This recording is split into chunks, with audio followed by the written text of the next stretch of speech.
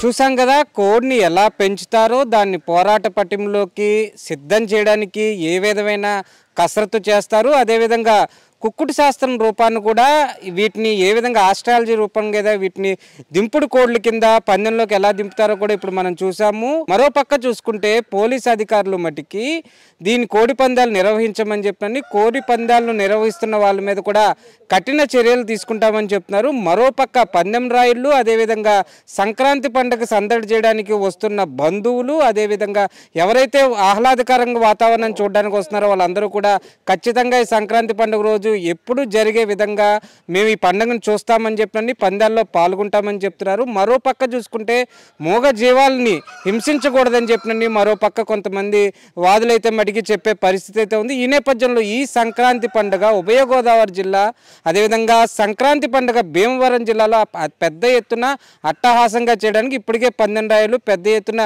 సిద్ధమయ్యారని చెప్పచ్చు.